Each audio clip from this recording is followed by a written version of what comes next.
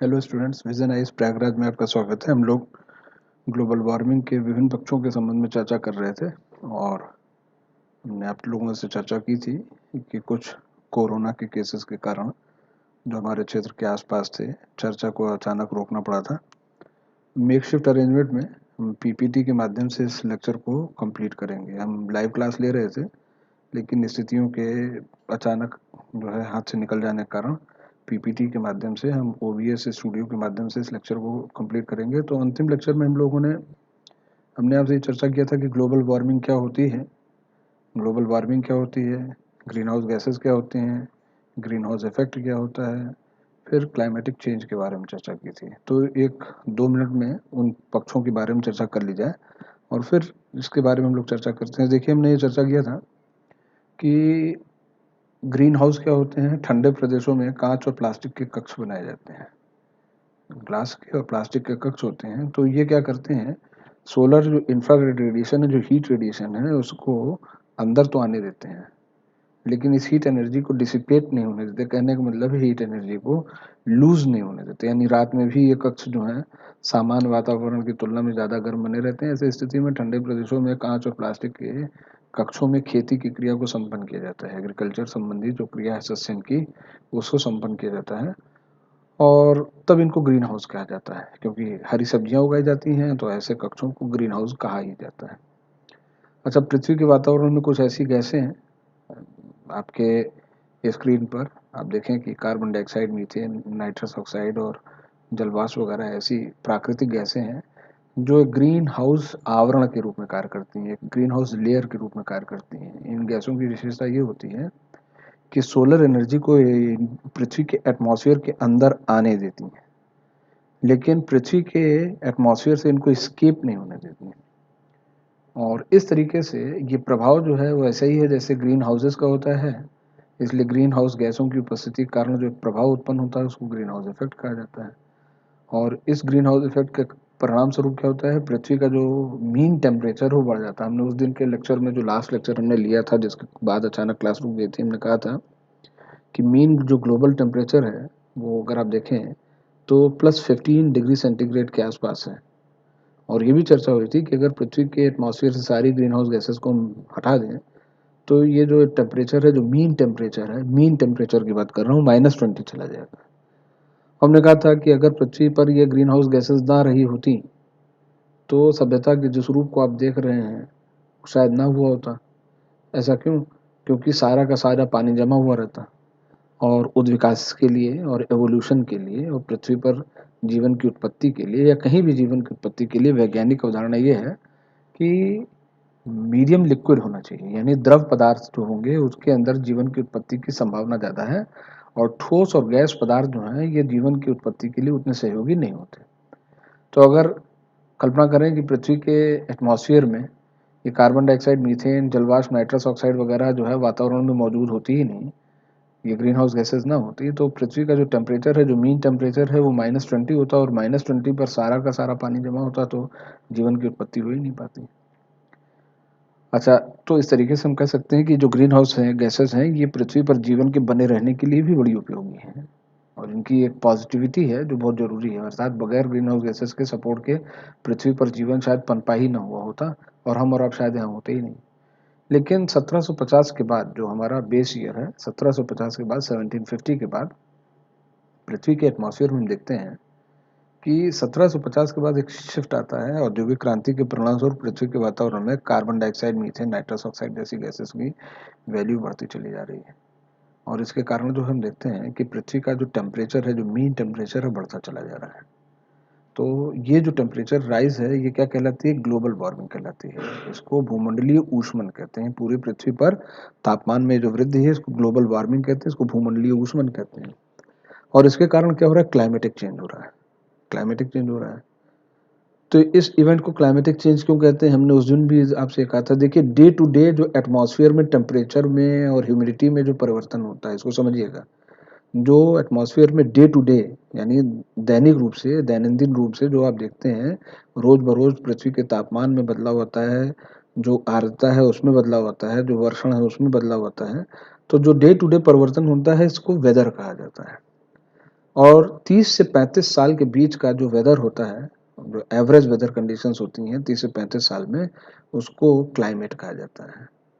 तो अब एक लंबे समय से पृथ्वी के तापमान में हम देख रहे हैं बदलाव आ रहा है, और आर्द्रता में बदलाव आ रहा है, वर्षाओं के पैटर्न में बदलाव आ रहा है, और एक लंबे अवधि का जो वेदर जो परिवर्तन होता है, जो एवरेज वेदर कंडीशंस होती हैं, क्लाइमेट होता है, तो ग्लोबल वार्मिंग जो क्लाइमेटिक चेंज का कॉज है। तो ये सारी चीज़ें आपस से जुड़ी हुई हैं। हमने आपसे कहा था कि इन चीज़ों को समझिएगा।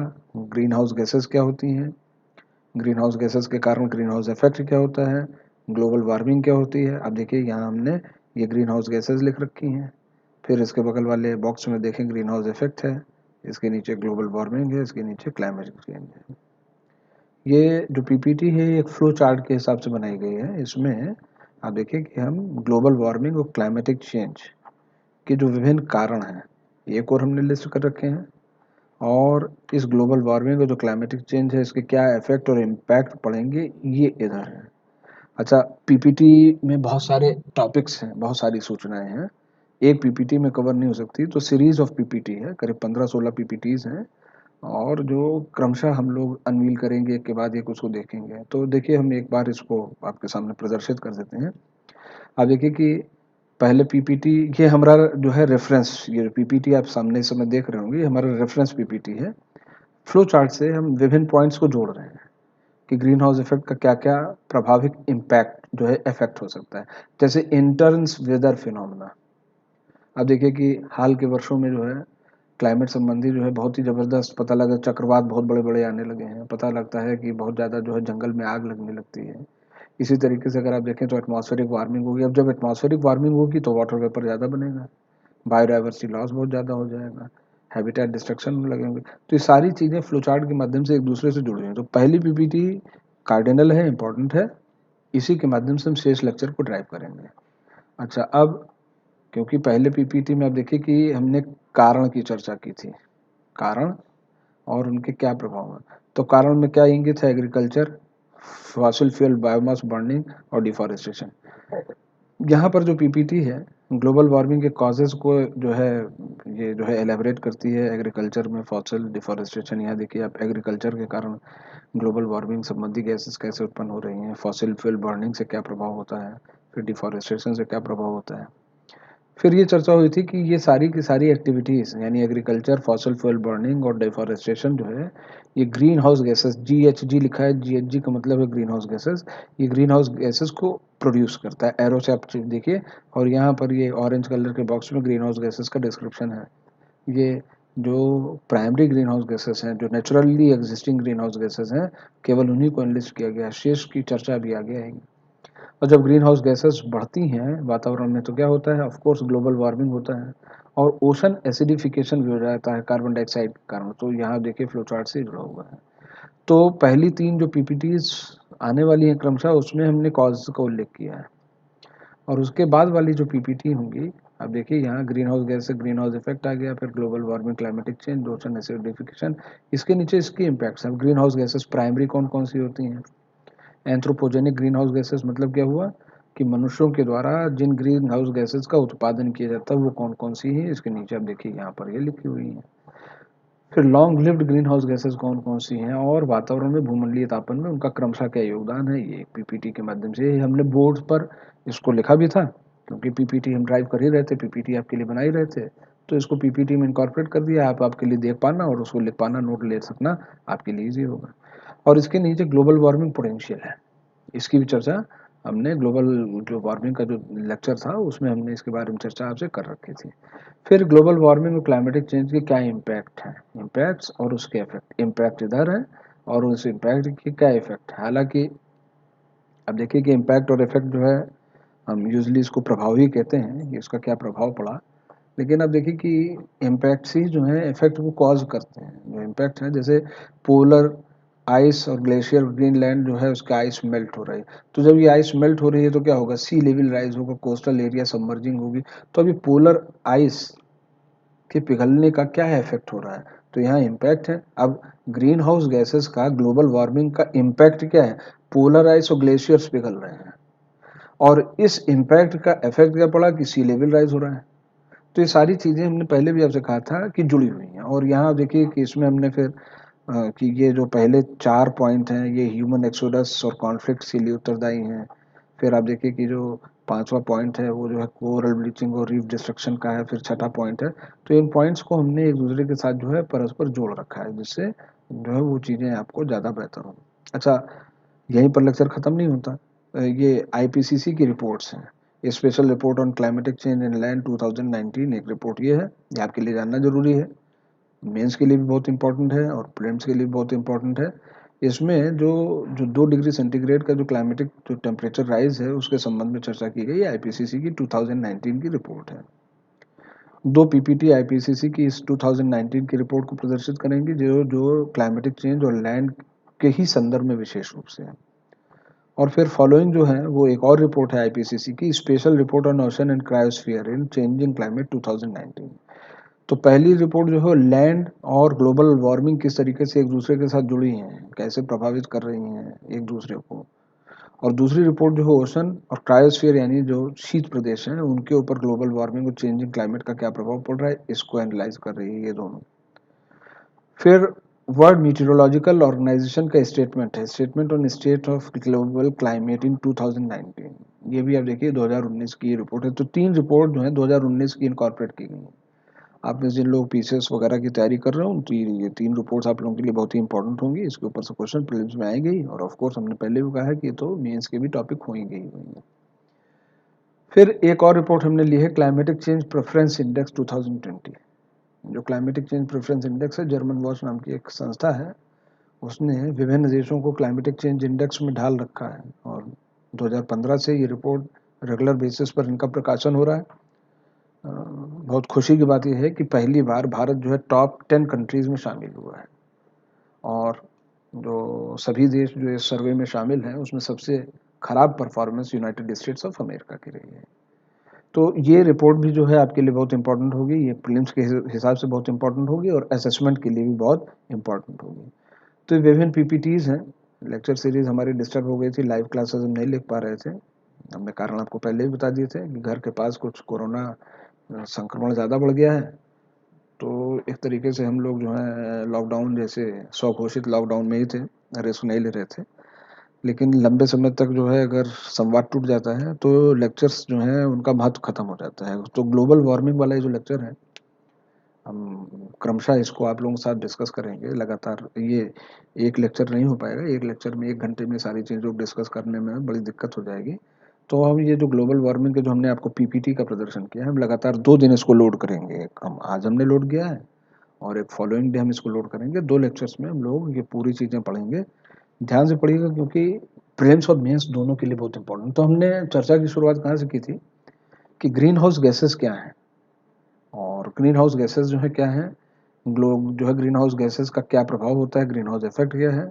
ग्रीन हाउस इफेक्ट का एक प्रभाव जो ग्लोबल वार्मिंग है उसकी चर्चा हुई थी, और ग्लोबल वार्मिंग के कारण जो क्लाइमेटिक चेंज है उसके बारे में हमने असेसमेंट किया था। फिर यहाँ जो पहली लिस्ट है इसमें हम लोग ये देखेंगे कि एग्रीकल्चरल एक्टिविटी मतलब ग्लोबल वार्मिंग के लिए ग्रीन हाउस गैसेस कहाँ निकलती हैं। हमने पहले लेक्चर में ये चीज़ इसको हम डिस्कस कर चुके हैं, लेकिन एक बार फिर से पीपीटी के माध्यम से हम लोग इसको देख रहे हैं और आज इस लेक्चर को हम लोग लेकर के चल रहे हैं तो चीज़ों को जोड़ के चला जाए।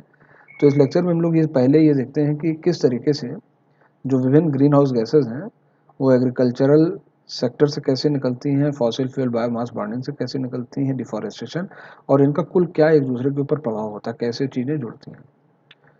तो देखिए जो global warming causes and effect, cause पहला कॉज क्या है एग्रीकल्चर, दूसरा फॉसिल फ्यूल बायोमास बर्निंग, तीसरा है क्या है डिफॉरेस्टेशन। एग्रीकल्चर एक व्यापक शब्द है।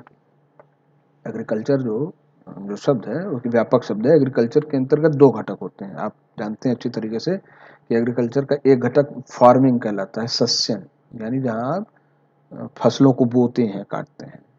और एग्रीकल्चर का एक दूसरा जो सेक्टर होता है, जो दूसरा भाग होता है वो पशुपालन होता है। तो यहाँ आप देखिए कि एग्रीकल्चर की मेन हेडिंग को 2 में स्प्लिट किया गया है, फार्मिंग ए और कैटल रियरिंग यानी पशु को पालने का एक दूसरा। अब आइए ये देखा जाए कि फार्मिंग यानी जब हम कृषि करते हैं, किसान जब खेतों में फसल बोता है तो फसल बोने के क्रम में किस तरीके से ग्लोबल वार्मिंग को कॉज करने के लिए जो विभिन्न गैसें उत्तरदायी हैं उनके उत्सर्जन में कैसे सहायक होता है, पहले इसको देखा जाए। और ऑफ कोर्स जब आप कृषि करते हैं तो लाभ भी होता है, क्योंकि निगेटिव फीडबैक प्लांट्स जो हैं प्रोड्यूस करते हैं। कहने का मतलब ये है कि वो कार्बन डाइऑक्साइड को अवशोषित भी तो करते हैं।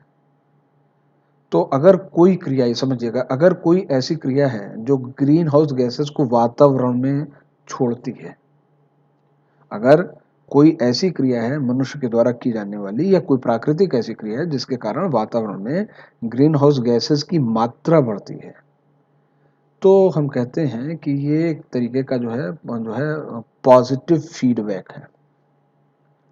और अगर किसी क्रिया के कारण वातावरण में इन गैसों की मात्रा कम होती है तो हम ये कहते हैं कि it is a negative feedback.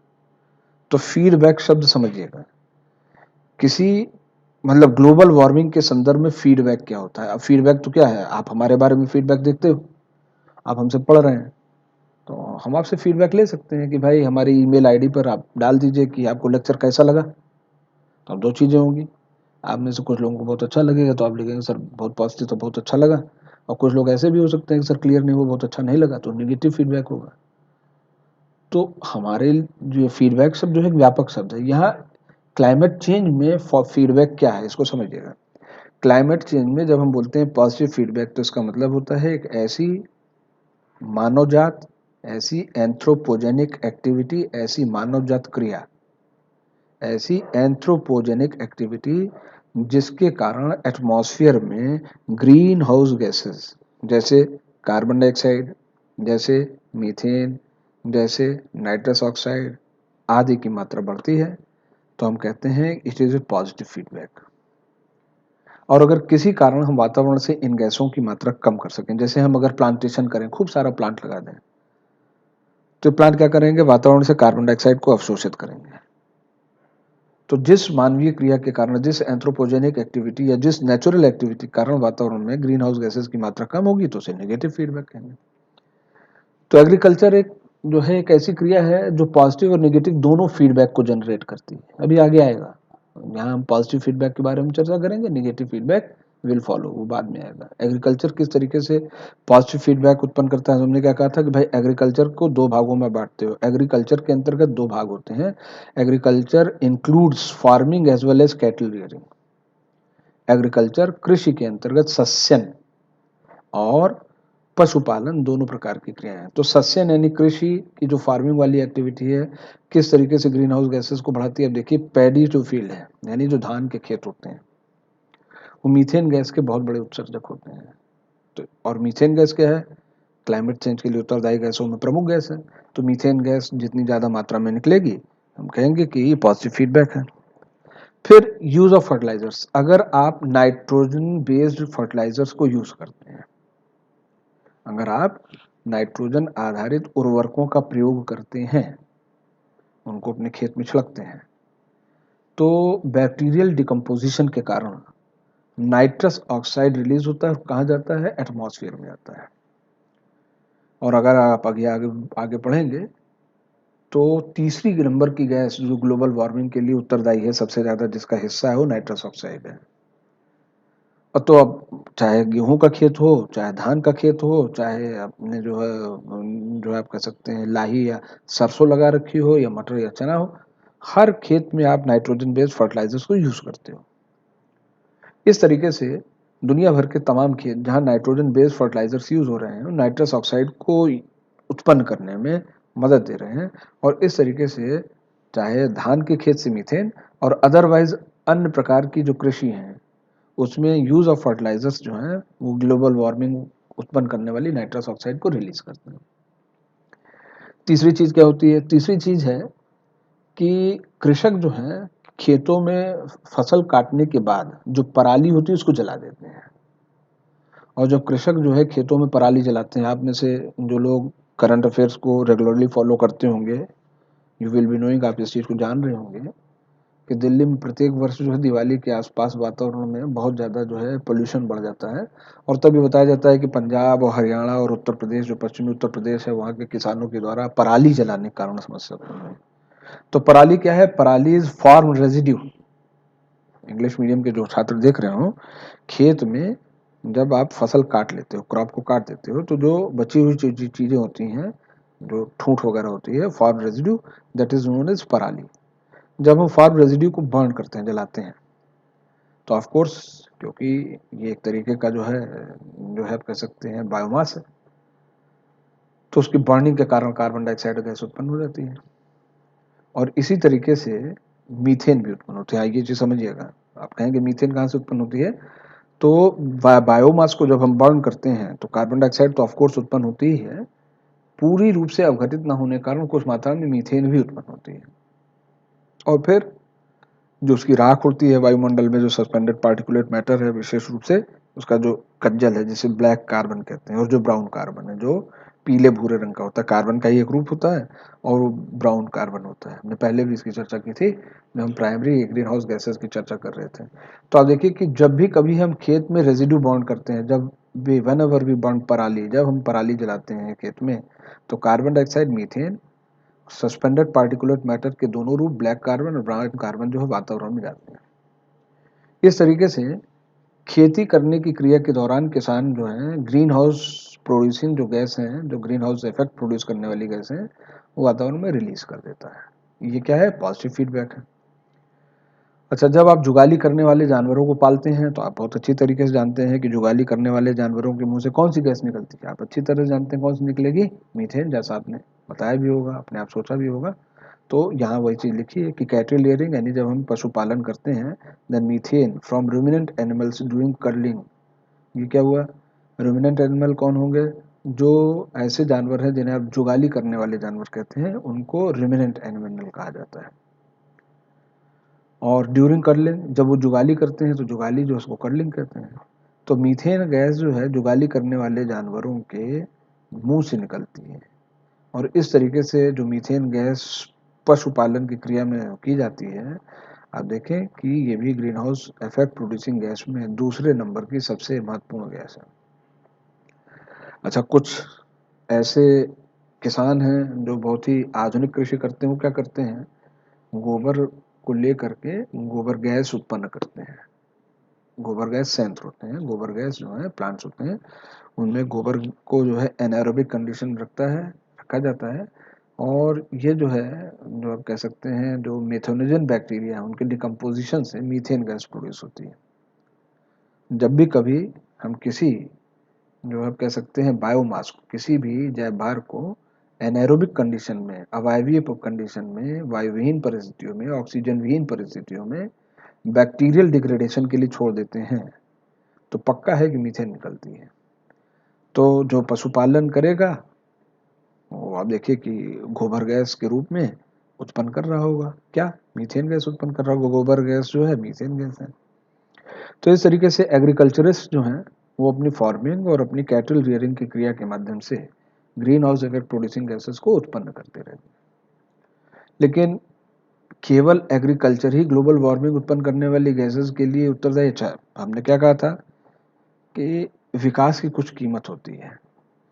Life को सस्टेन करने के लिए, लाइफ को बनाए रखने के लिए आपको थोड़ी मात्रा में तो, फिलहाल की जो हमारे पास टेक्नोलॉजी है, उस टेक्नोलॉजी के अंतर्गत आप कुछ ना कुछ मात्रा में तो जो है प्रदूषण करेंगे ही। तो देखिए, ये जानने के बावजूद कि फार्मिंग की क्रिया में और कैटल रियरिंग में ग्रीन हाउस गैसेस जो है प्रोड्यूस होती हैं, जो आप और हमारे जैसे लोगों के लिए ज़्यादा बेहतर नहीं होती हैं, डिस्पाइट ऑल दिस फैक्ट्स, इन सभी के बावजूद, ना तो आप किसानी करना रोक सकते हैं और ना ही पशुपालन रोका जा सकता है, क्योंकि दूध कहाँ से आएगा, या दूध से बने हुए प्रोडक्ट कहाँ से आएंगे, और खाने के लिए आपके पास अनाज कहाँ से आएंगे। तो ये जानने के बावजूद कि कृषि क्रियाओं के माध्यम से ग्रीन हाउस गैसेस उत्पन्न होते हैं, बहुत कुछ नहीं कर सकते हम। हाँ, मतलब ऐसा भी नहीं है कि एकदम ही कुछ नहीं कर सकते हैं, लेकिन बहुत ज़्यादा इस सोर्स में हम परिवर्तन कर सकने की स्थिति में नहीं है, क्योंकि अगर इसको हम कर्टेल करते हैं तो हमारा सर्वाइवल ही प्रभावित हो जाएगा। फिर दूसरा पॉइंट दिया है फॉसिल फ्यूल और बायोमास बर्निंग। ये भी ग्रीन हाउस गैसेस को उत्पन्न करने के लिए दूसरे नंबर की सबसे ज़्यादा महत्वपूर्ण उत्तरदायी क्रिया है। तो फॉसिल फ्यूल को और बायोमास को कहाँ बर्न करते हैं, यह देखा जाता है। देखिए, फॉसिल फ्यूल बायोमास बर्निंग कहाँ होती है, इंडस्ट्रियल रूप से। फॉसिल फ्यूल कौन से होते हैं, जीवाश्मी ईंधन कौन से होते हैं, आपको अच्छी तरीके से मालूम है, कोयला, और कैसा कह सकते हैं जो गैस है और जो तेल है। ये क्या है, जीवाश्मीय ईंधन है। कोल जो नेचुरल गैस है, जो एलपीजी है, और जो विभिन्न प्रकार के तेल हैं, ये सब क्या है, जीवाश्मीय ईंधन है, फॉसिल फ्यूल है। और दूसरा है बायोमास बर्निंग। बायोमास बर्निंग क्या है, जो विभिन्न प्रकार के जो कृषि अपशिष्ट होते हैं, जो विभिन्न प्रकार के जो जो एग्रीकल्चरल रेसिड्यू हैं, जो अपशिष्ट हैं, वो बायोमास के नाम से जाने जाते हैं। जैसे आप देखिए कि खेत में कटाई के बाद जो जो जो पराली है, वो एक तरीके का बायोमास है। फिर इसी तरीके से सूखे हुए पेड़ हो गए, उनके तने हो गए, पत्तियां हो गई। इसी तरीके से आप देखिए कि जो है जो लकड़ी है, फिर लकड़ी का बुरादा हो गया।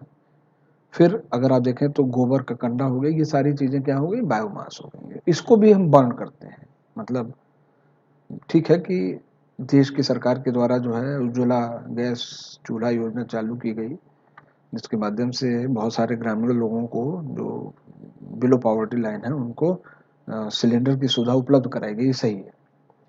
लेकिन इसके बावजूद भी हिंदुस्तान के गाँव में बहुत जगह पर अभी भी लकड़ी को और जलावन के लिए लकड़ी इकट्ठा की जाती है। कंडे तो बहुत सारे लोग जलाते ही जलाते हैं। मतलब कुछ चीज़ें अब जैसे आप कह सकते हो बाटी चोखा जैसी चीज़ है, तो फिर मतलब बगैर कंडे के पकाई ही नहीं जा सकती, तो संभव ही नहीं। तो ट्रेडिशनली हम उसको यूज़ करते रहे हैं, और वो बहुत जगह पर कन्वीनियंट भी है कि ईंधन के साधन के रूप में, तो हम उसको जलाते हैं। लेकिन इंडस्ट्रियल रूप से हम क्या करते हैं, जैसे सीमेंट कारखाना है, या जहाँ पर सिरेमिक की टाइल्स बनती हैं, या जहाँ पर मेटल को स्मेल्ट किया जाता है, यानी जहाँ पर धातुकर्म किया जाता है, विभिन्न प्रकार की धातुओं को पिघला करके निष्कर्षित करते हैं, एक्सट्रैक्ट करते हैं, वहाँ पर हम जो है इस तरीके के बहुत सारे ईंधन, विशेष रूप से कोयले का, कोक का बहुत यूज़ किया जाता है। कोल, और कोल से ही जो है आप कह सकते हैं कोक प्राप्त किया जाता है, जो कि उच्च किस्म का कोयला होता है। और इनको हम जो है इंडस्ट्रीज में खूब यूज़ करते हैं हाई टेम्परेचर को गेन करने के लिए। लेकिन जब कभी आप कोयले का दहन करेंगे, जब कभी आप कोयले का दहन करेंगे, या जो आप कह सकते हैं किसी अन्य प्रकार के ईंधन का दहन करेंगे, हाइड्रोजन को छोड़ दें, तो कार्बन डाइऑक्साइड गैस तो जरूर उत्पन्न होगी। या कोयले का दहन करेंगे तो कार्बन डाइऑक्साइड के साथ ऑक्साइड्स और सल्फर भी उत्पन्न हो जाएंगे, और नाइट्रोजन के ऑक्साइड्स भी उत्पन्न हो जाएंगे, oxides of sulphur and nitrogen.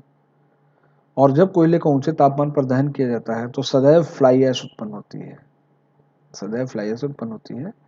और कोयले दहन करने के कारण सस्पेंडेड पार्टिकुलेट मैटर की बहुत बड़ी मात्रा वातावरण में जाती ही जाती है, क्योंकि इसमें से देखिए अब कार्बन डाइऑक्साइड है, और ऑक्साइड्स ऑफ नाइट्रोजन जो है, और कुछ जो ब्लैक कार्बन होते हैं, वो सारे के सारे जो हैं वो ग्लोबल वार्मिंग करते हैं। देखिए, ऑक्साइड ऑफ सल्फर हमने किसी लेक्चर में पहले बताया था कि सल्फर के ऑक्साइड जो ग्लोबल वार्मिंग कॉज नहीं करते। इसके विपरीत जो सल्फर के ऑक्साइड हैं ग्लोबल कूलिंग के लिए उत्तरदायी होते हैं, मतलब वातावरण को ठंडा करते हैं। इसीलिए हमने कहा था कि जब कभी ज्वालामुखी फटता है, और बड़ा ज्वालामुखी फटता है, तो ग्लोबल कूलिंग का प्रभाव उत्पन्न कर देता है, तो ऑक्साइड ऑफ सल्फर उत्पन्न होता है। तो यहाँ पर आप देखिए कि इंडस्ट्रियल जो वेस्ट है, जब इंडस्ट्रियल रूप से हम विभिन्न प्रकार के ईंधन को जलाते हैं, तो carbon dioxide, oxide of sulphur, nitrogen, fly ash और एसपीएम बनता है। ये नहीं है कि सभी की सारी गैसें जो हैं ग्लोबल वार्मिंग के लिए उत्तरदायी, लेकिन इसमें carbon dioxide, oxides of nitrogen, और ब्लैक और जो येलो जो ब्राउन कार्बन है, वो सस्पेंडेड पार्टिकुलेट मैटर के रूप में वो जो है ग्लोबल वार्मिंग के लिए उत्तरदायी है। फिर ट्रांसपोर्टेशन पर आ जाइए। जो छोटे वाहन होते हैं अक्सर पेट्रोल से चलते हैं। जो भारी वाहन होते हैं, जैसे आप कह सकते हो ट्रकें हैं, बसें हैं, रेलगाड़ियां हैं, डीजल से चलते हैं। जो केरोसिन है, पानी के जहाज़ों में और पनडुब्बियों में और फाइटर जेट एयरक्राफ्ट्स में केरोसिन ऑयल, मिट्टी के तेल को ईंधन के रूप में प्रयोग में लाया जाता है। ये क्वेश्चन प्रीलिम्स में आ चुका है। क्वेश्चन क्या आया था, क्वेश्चन उसने पूछा था कि हवाई जहाज़ों में, जेट हवाई जहाज़ों का ईंधन क्या है, केरोसिन ऑयल है। तो पेट्रोल हो गया, डीजल हो गया, केरोसिन हो गया, और अब देखें कि इधर सीएनजी, कंप्रेस्ड नेचुरल गैस, और कुछ जगहों पर लोग एलपीजी का भी प्रयोग ट्रांसपोर्टेशन के लिए करते हैं। पुरानी जो स्टीम वाली रेलगाड़ियां थी तो खैर खत्म हो गई, ऑब्सलीट हो गई। कुछ जगहों पर इसको जो है आप कह सकते हैं जो है टूरिस्ट आकर्षण के लिए चलाया जा रहा है। कोयले वाली जो रेलगाड़ियां हैं, टूरिज्म के आकर्षण को आकर्षित करने के लिए चलाया जा रहा है। सेफ दैट उसको छोड़ दिया जाए तो कोयले का प्रयोग कहीं ट्रांसपोर्टेशन इंडस्ट्री के लिए नहीं हो रहा है। लेकिन तब फिर petrol, diesel, kerosene, CNG, LPG, coal वगैरह सबका कहीं न कहीं इस्तेमाल तो होता ही है। और जब आप इनको जलाएंगे तो carbon monoxide, carbon dioxide, oxides of nitrogen, और ब्लैक और ब्राउन सस्पेंडेड पार्टिकुलेट मैटर जो हैं, हरित गृह प्रभाव उत्पन्न करने वाले, जो ग्रीन हाउस इफेक्ट कॉजिंग जो जो गैसेस हैं उत्पन्न होंगी। हालांकि इसमें ऑक्साइड और सल्फर का भी उल्लेख है। तो ऑक्साइड और सल्फर जो है, जैसे हमने वो ऊपर कहा, ग्लोबल कूलिंग कॉज करता है, लेकिन ट्रांसपोर्टेशन में कौन कौन सी सभी गैस निकल रही है वो यहाँ पर डिस्क्राइब्ड है। पीसीएचसी क्या लिखा है? पीसीएचसी का मतलब होता है पॉलीसाइक्लिक हाइड्रोकार्बन।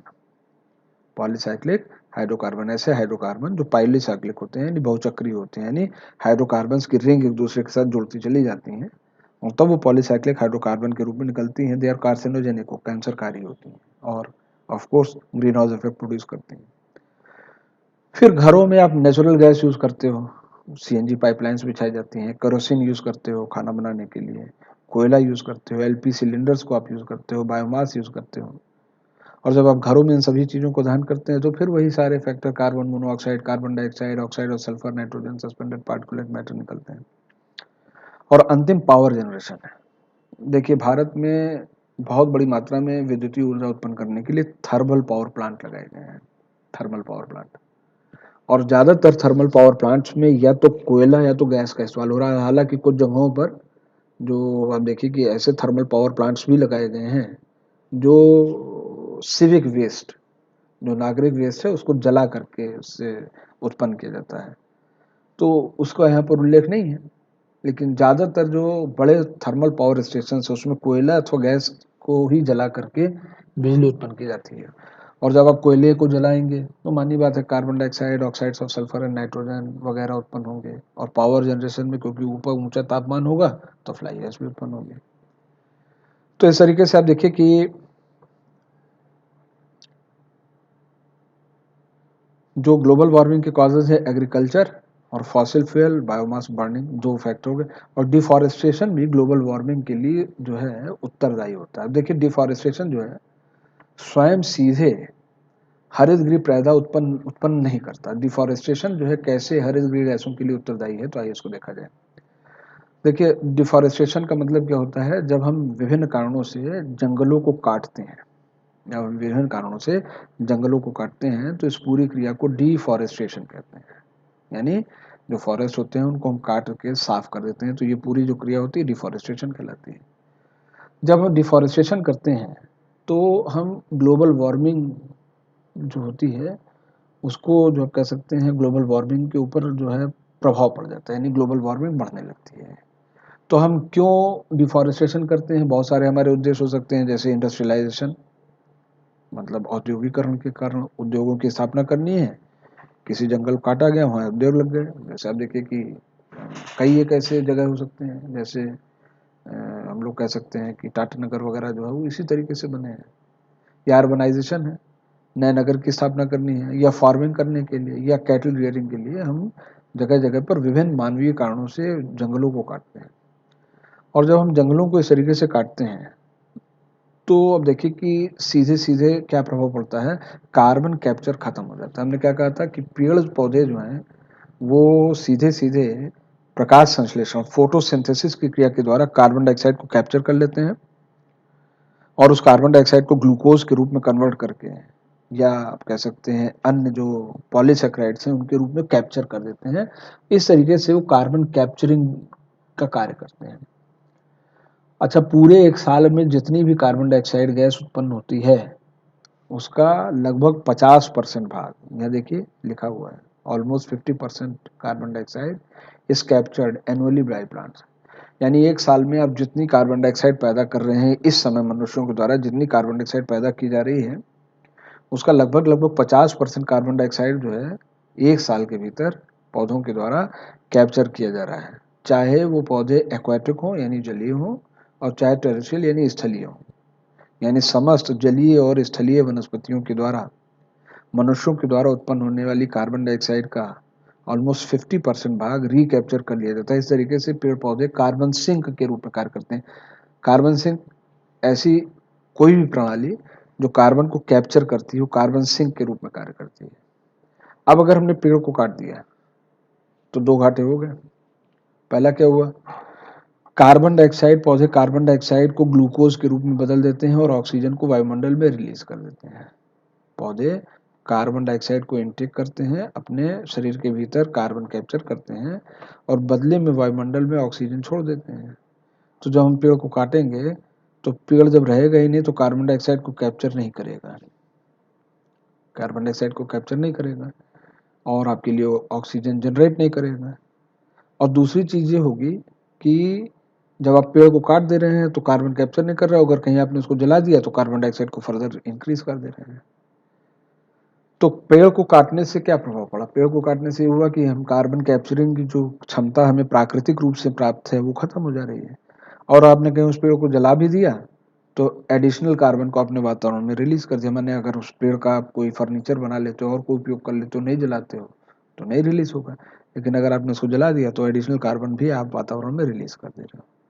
तो इस तरीके से डिफॉरेस्टेशन जो है, जो जो है आप कह सकते हैं, जब हम जंगलों को काट देते हैं, वन को निर्वनीकृत कर देते हैं, तो ऐसी स्थिति में भी जो है आप कह सकते हैं ग्रीन हाउस गैसेस की मात्रा बढ़ जाती है।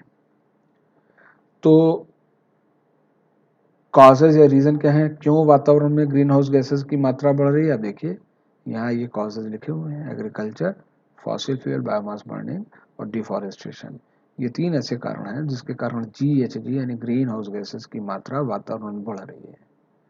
कौन कौन सी ग्रीन हाउस गैसेस हैं, अगली स्लाइड आएगी, हम लोग वहीं पर इसको डिस्कस कर देंगे, और उसमें से प्राइमरी कौन कौन सी हैं और उनके क्या पोटेंशियल हैं। तो आइए अब अगली स्लाइड पर चलते हैं।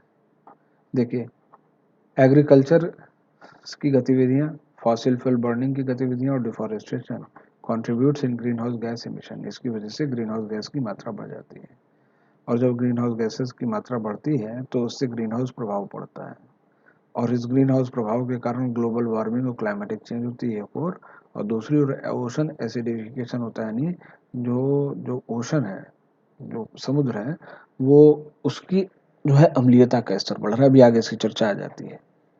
तो ये क्या हो गए, इसके इम्पैक्ट हो गए। कौन कौन सी ग्रीन हाउस गैसेस हैं, उस दिन भी हमने जो लेक्चर लिया था आज वही लेक्चर हम रिपीट कर रहे हैं, और वो लेक्चर रिपीट करना इसलिए ज़रूरी है क्योंकि इन कंटिन्यूएशन अगर लेक्चर नहीं होते हैं तो चीज़ें समझ में नहीं आती है। 1 हफ्ते से ज़्यादा हो गया जब हमारा पिछला लेक्चर चला था, और वो लाइव क्लास थी, और क्योंकि इस लेक्चर को हम PPT पर ले रहे हैं तो पूरे लेक्चर को जो है आपके लिए ज़्यादा उपयोगी बनाने के लिए इस लेक्चर को हम PPT पे ले रहे हैं, तो हम फिर उस पूरे लेक्चर को आज रिपीट कर रहे हैं। कल फिर हम और थोड़ा आगे बढ़ेंगे और चीज़ों को देखा जाएगा। ग्रीन हाउस गैसेस कौन सी होती हैं? अब देखिए green house gases primary green house gases है। कौन सी ग्रीन हाउस गैसेस को हम प्राइमरी कहते हैं? जो वातावरण में पहले से मौजूद हैं, यानी जिसको मनुष्य नहीं बना रहा है, वातावरण में मौजूद है। सबसे ज़्यादा जो हरित गृह प्रभाव उत्पन्न होता है, सबसे ज़्यादा जो ग्रीन हाउस इफेक्ट प्रोड्यूस करता है, वाटर वेपर है, जल वाष्प हरित गृह प्रभाव उत्पन्न करने वाला सबसे बड़ा अकेला कारण है। ये क्वेश्चन आपके यहाँ आ चुका है, सिविल में देखेंगे, IAS में क्वेश्चन आ चुका है कि सिंगल जो सोर्स है जो सबसे बड़े ग्रीन हाउस इफेक्ट को प्रोड्यूस करता है, कौन सा होता है? वाटर वेपर होता है। नंबर 2 वाटर वेपर होता है।